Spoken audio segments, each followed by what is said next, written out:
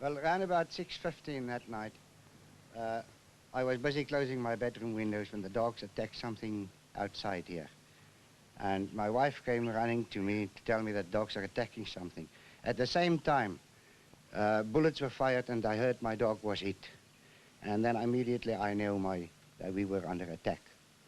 I then went immediately to try to switch off the main lights at the back of the house, to keep the house in darkness, and all the time they were firing at us from the northwesterly direction.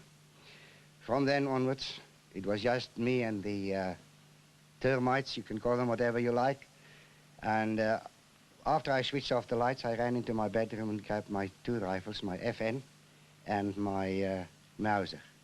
I then returned their fire, and the whole thing lasted, I'd say, about 15 to 20 minutes.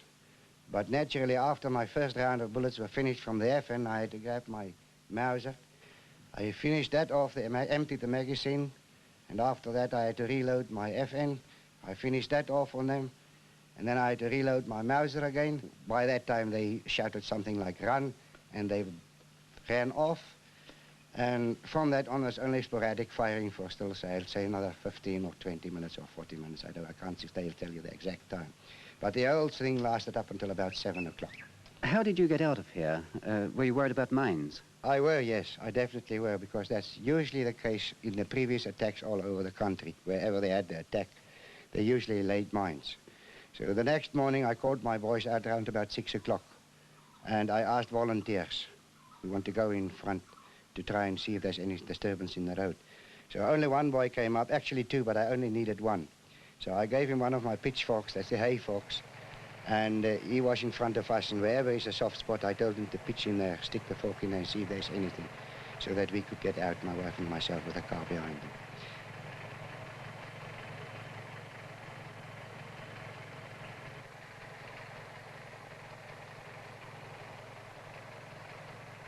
And we did do so until we reached the main road.